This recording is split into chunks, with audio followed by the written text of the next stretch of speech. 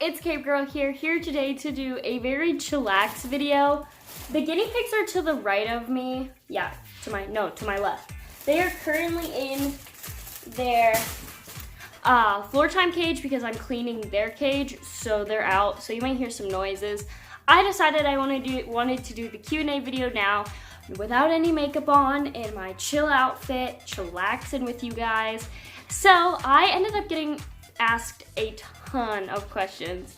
So thank you guys so much for asking so many awesome questions. And also guys, thank you so much for 1,000 subscribers. We already hit 1,000 subscribers. So as like a thank you, I'm gonna try to get this Q&A uploaded ASAP, and you'll get multiple videos this week. I don't really know like what else to do. I hope that's okay. Thank you guys so much. This channel is growing so fast. I would never expected it to. Like, it's insane. So let's jump right into it. We did end up splitting these questions up into like 3 sections.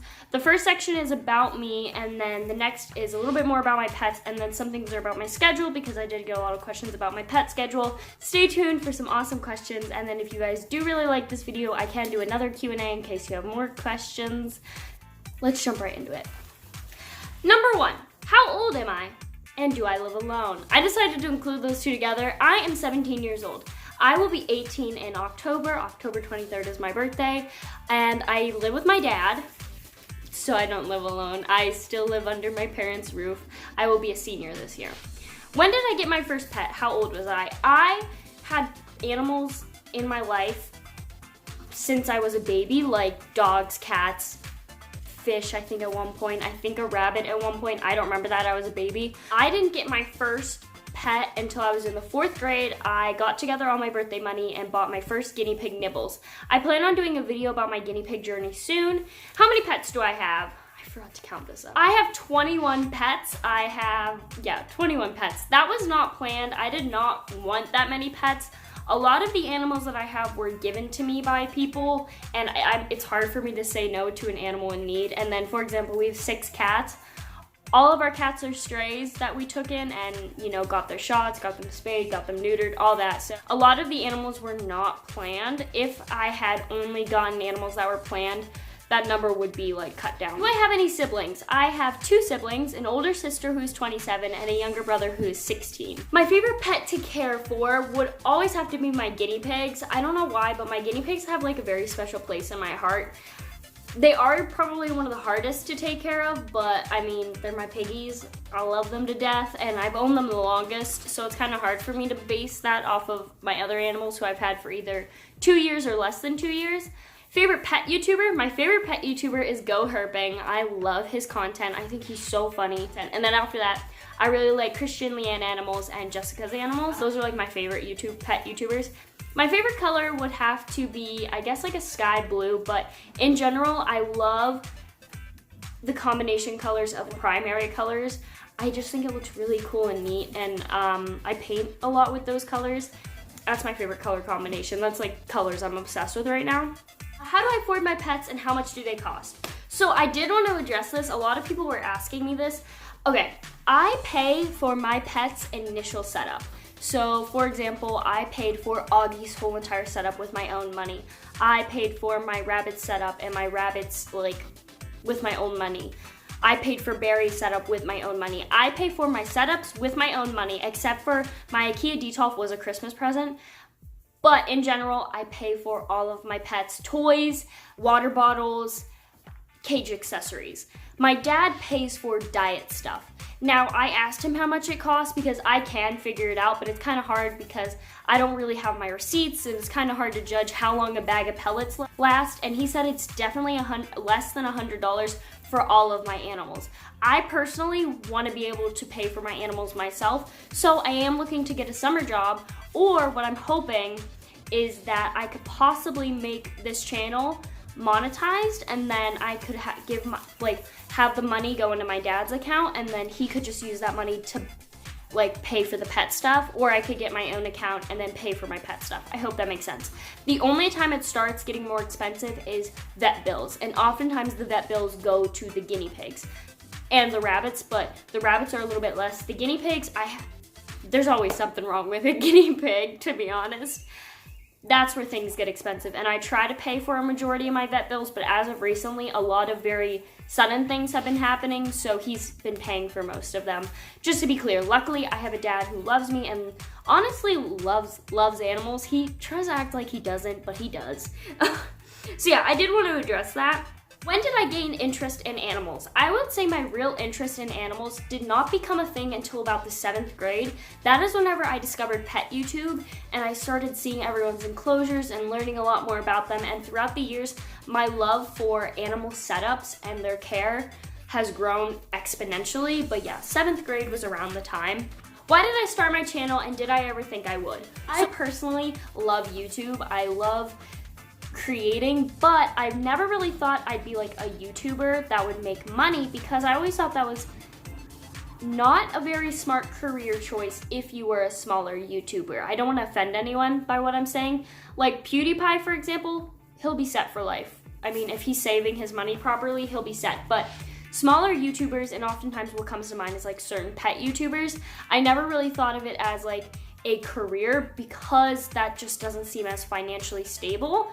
But I did want to make a channel just to share my pets because I don't really have anyone to talk to about my pets, and I really like showing people my pets.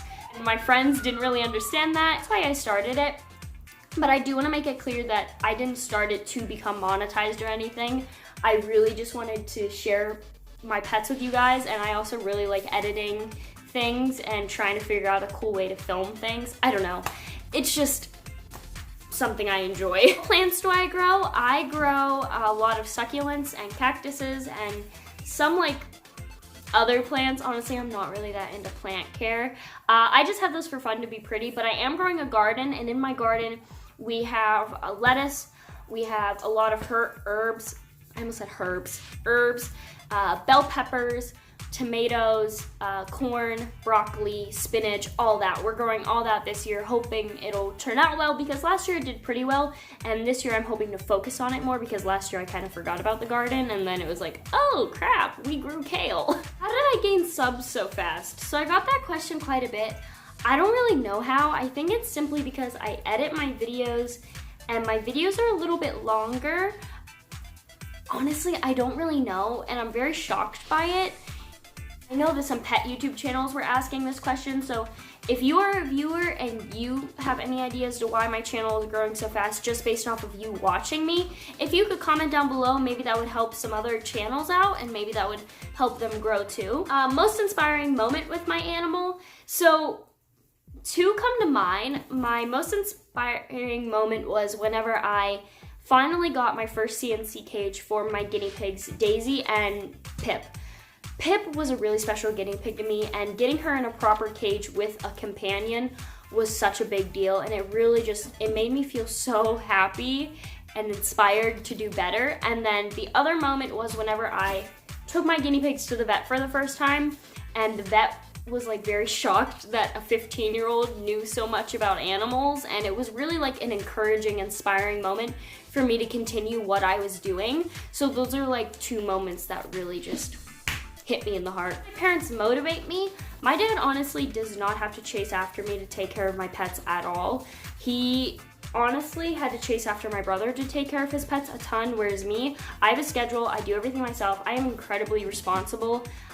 My dad rarely ever has to ask me about my schoolwork, about my pets, about anything, my chores. I do have chores, and I get it done. I get it all done. My dad does motivate me to be a good person in that aspect, though. I don't really know if that's what they were asking. And again, my dad is kind of an animal lover. He's not really into animals, but by him supporting me, it's motivated me to do better with my animals. Do I ever get tired of having pets? Yes, the answer is yes. I feel like this is something a lot of pet YouTubers don't talk about. I oftentimes do get very overused from my pets. For example, it happens a lot around cage cleaning day. I'm like, oh my god, I feel like I just did this. Or whenever the guinea pigs are constantly screaming at me because they're in my bedroom, that's the days where I'm like, or whenever the rabbits start doing something they're not supposed to and they're like chewing on something like a baseboard. Yeah, those days are the days I'm like, why do I own so many animals? But it's mainly with the guinea pigs because they are constantly screaming at me. It's annoying, which is fine. Like, that's what they do, but they have food, they have water, they have hay, they have their hides, they have each other, and yet they sit there and scream at me for hours. And I'm like, what do you want? Do I have a TikTok? I do have a TikTok, but I don't upload anything, and I don't really plan on it. I don't really like TikTok. Sorry. How to convince your parents to let you get an animal. Because my dad is a more accepting animal person, it's a little bit easier. If I lived with my mom, I wouldn't have any of these animals. But with my dad, it's a little bit easier. But what I have found is doing as much research as humanly possible is a huge plus, because whenever you show your parents that you are serious about getting this animal and you show that you have a real interest, that's great. And then on top of that, I would recommend paying for your initial setup yourself. I mean, it's your pet, it's your responsibility. And then explain to them that, okay, let's say you want a hamster. At most, you're gonna be spending, what, 20 bucks a month? Even 20 bucks over the space of maybe 2 months. Explain to them that the cost of the animal is very minimum and you'd be willing to either do more chores for it, all that. So I hope that helps anyone. Why aren't my rabbits afraid of my cats? That is a question I got, and how did I introduce them? So honestly, rabbits and cats, from what I've seen from other people, oftentimes mix really well. It of course depends on the anxiety level of your rabbit and the prey level of your cat. If you have a rat, if you have a rat, I combine the words. If you have a cat that can take down a rabbit and is an outdoor cat, maybe don't introduce them to your indoor rabbits. I have a cat that we got from the outside. His name is Pumpkin. And I introduced him very slowly to my rabbits. I never let him be alone with them at first. I watched him very carefully, and even then I'm still weary about him being left alone with them for long periods of time, and that's like that with all my cats. But in general, rabbits don't really care about cats for the most part from what I've seen. One pet I want but I don't have. I really want a ball python. I love ball pythons. I think they're beautiful. But I can't own one right now. My dad said no. That's the only pet he's ever really said no to. He was like, I don't want any snakes in the house. And I was like, tears. But honestly, it does make sense with me not knowing about my future yet, like what's gonna be happening. It's better for me to not to have a snake, because snakes are one of those animals that are a little bit rough. I also really want a bearded dragon in the future, but I haven't really done a lot of research on that, and then I'll have to wait a while because I feel like I would really want to spoil a bearded dragon and give it a ton of space, and right now I don't have the space. Any more future pets? So I am considering getting some more betta fish. I recently bought a 15-gallon tank, and I'm considering splitting it in half and getting 2 more betta males, but that'll be a long process. Other than that, I don't really have any plans for any new animals, but again, whenever someone locally comes to me and offers me a pet, I oftentimes take it. From now on, I might be fostering those animals and then rehoming them, but just be aware that I may end up with more animals in the future that I didn't plan on getting. Pets I don't want. I really don't want any kind of big snake or poisonous snake. That kind of stuff doesn't really interest me. I also have a lot of small furry creatures. I'm not really into like fish that much. Like, I only really like my betta fish and more freshwater animals.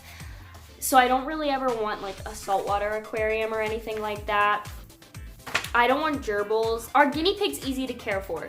Guinea pigs are probably one of my hardest pets out of all of them, and that is simply because they require a lot of cleaning, a lot of care, and you really have to keep track of their weight and stuff like that. But if you do the proper research and you set up like a schedule for yourself, it's really not that hard. Hamster taming, some tips for hamster taming. I would really recommend getting some treats and really just holding them down to your hamster and getting your hamster used to your hands, and then over time put your hand in the cage, let them crawl on your hand. Also, one thing I do is I will take toilet paper and rub it all over my hands a ton and then put it in the enclosure so they get used to their scent.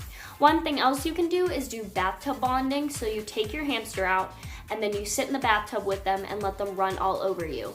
That's kind of like some advice. I did that for with mice as well, so I hope that's helpful. What is the worst mistake I've ever made when owning pets? There are 2 I can think of, and trust me, I've made a lot of mistakes with a lot of animals, but one of my worst was housing 2 male mice together. In case you guys are unaware, male mice must be separated and live a solitary life. I housed two male mice together. Luckily, they were only together for about 3 weeks, and then I removed them and got them separate enclosures. And the worst part about that is I knew better. I knew better than to try that, but my dad, I don't blame my dad. I tried to explain to him that male mice can't live together, but my dad then did a bunch of research, and he was like, well, actually, I think they can. So I kind of gave in to him because he wanted me to get another male mouse, and then I got 2 male mice. Or I already had a male mouse, but I got him a companion. Don't worry, no one was hurt, luckily. The reason why I had to separate was, one, I really didn't feel comfortable. Second mistake is, it's gonna be harder for me to talk about. Pip, my favorite guinea pig of all time, I will admit. She will probably always be my favorite guinea pig. She had calcium stones and had pneumonia. And I treated her for pneumonia and calcium stones. And I didn't take her back for her 2-week checkup. One day I had gone to my friend's house and came back home, and Pip was sadly having a stroke and had to be euthanized. And the reason why that was one of my worst mistakes is because I hadn't been weighing her consistently, and she'd lost a lot of weight. So if I had, 1, taken her to her recheck, and 2, been weighing her, I definitely think she would still be here, which I think is like one of the worst things I've had to deal with. Is I blame myself for that, for sure. That one was really hard. That was a really hard piggy death. Next question. We're moving on. What happened to my turtles? So I had turtles once. Long story short, my mom got a turtle from a friend, and he was in a 10-gallon tall, or it was like a 10 or 20 gallon. I honestly cannot tell the tank sizes of things. And it was like a tall tank, and he was in it, and he was already not living a good life. And then my friend, and this is before I knew anything about animals, really, like, didn't know anything. My friend was then like, oh, you want my turtle? So I got her turtle, and we put them in there together. And then the new turtle ended up biting our other turtle's eye and messing up his eye. And my mom really sucks at taking care of animals. I will admit, my mother should not be allowed to own any fucking animals. She sucks. And she didn't take him to the vet or anything. And then the 2 of them ended up developing some sort of fungal infection. My dad was like, okay, bring the turtles over here, we'll treat them. My dad brought them over, he bought a whole bunch of stuff, he treated them. And then after that, we did end up rehoming both of them. Because in short, we were not prepared to own turtles. Turtles, in my opinion, are very difficult to own. In my opinion, they need a ton of space, a ton of time, and a ton of energy, or at least a ton of effort put into their habitat, and that was something we couldn't do at the time. I don't really have an interest in owning turtles in the future. Again, that was just a bad experience, to be honest. What will I do in college? So, glad you all just assumed I was going to college. But my plan is, because my animals come first in my life, I plan on going to a school locally. Luckily, there are multiple schools near my house that I can drive to. So I plan on commuting to college, and the only other thing is I am pursuing going into veterinary medicine once I get my prerequisites done. I hope that's the correct terminology, but once that happens, then I will have to figure out what I'm doing with my animals, because there are no local veterinary schools around here. The only animals I know that I will definitely have to take with me are my leopard geckos, because they will definitely still be alive. Everyone else, it's kind of like 4 years, a little bit over 4 years. Will they still be alive? I don't know. You know? So there's that. I hope that wasn't too morbid, but I was thinking that I might be able to, I have friends who are really into animals and are not going to college. So I was thinking I could hire them to take care of my animals for me while I'm away. Because I think it's wrong to rehome an animal that you take in whenever you willingly take them in. There are some times when I'm okay with rehoming, but the fact that I know that I'm graduating and I have all these pets, I don't really feel comfortable rehoming, so I am gonna work around that. What will happen whenever I go back to public school? How will my current routine change? Honestly, it doesn't change at all. That might be surprising to some people, but The only thing that will really change is me taking care of the rabbits. So I will simply have to let the rabbits out before I go to school, and once I get back to school, let them back in. The only reason, or put them back in, and the only reason why that's a little bit different is because I don't really like not being around whenever my rabbits are out for floor time. I like being able to make sure they're not getting into anything in case they decide to have a random surge of mischief. That's the only thing that I can see changing. Everything else will pretty much be the same. Cage cleaning night is always Wednesday and Sunday. There isn't really anything else that will change. My pets don't take up that much time, and I think that might be surprising to some people. What do I do on vacation? So for vacation, I always hire my one friend. My one friend is a sweetheart. She lives just up the road. I have her come down a couple days before I go on vacation, and I show her everything, I give her a schedule, and we pay her, and she pet sits. I will do a video on that really in depth because I am going on vacation this year, because it is a very specific set of things I give her, and then we do pay her. I don't have time for them all. Honestly, I don't do a lot of other things. I don't really do sports. I don't really do clubs. I'm in a couple of clubs at school, but I don't do a lot. My friends don't really want to hang out ever, so it's kind of just like I have free time. That's why I have so many animals, is I have free time. How long have I had rabbits, and when did I bond them together? So I've had rabbits since August of 2019. So yeah, and I bonded them together literally the day I got Annie. Don't do that, quarantine first. I'm dumb and didn't quarantine. Just wanted to say, make sure you quarantine any new animals you get. I struggle with that, and definitely do it with rabbits because there is a really lethal disease that rabbits carry that can kill all other rabbits. What is my opinion on outdoor cats? In my opinion, I don't really have one. I know that there are some problems with cats being outdoors, with them killing off the native population a ton and stuff like that. But in general, my current cats that are inside will never go outside. If they've always lived inside, I don't want them outside, especially because we live by some pretty busy roads. But my cat Pumpkin and our cat Skeekers, I know, really stupid names. Skeekers is a stray that we found who we've been taking care of, and she's always been outdoors. She also doesn't really get along with our other cats, so we sadly have to keep her outside unless we let her into my brother's room for a couple hours, or like in the winter we let her into my brother's room, but then she has to stay in my brother's room because she doesn't like any of the other cats. And then Pumpkin, right now he's wanting out a lot, and I'm not dealing with him constantly meowing me to let him out. He showed up here outside. He's just an outside guy. He likes going out, but then he comes in and he cuddles with me.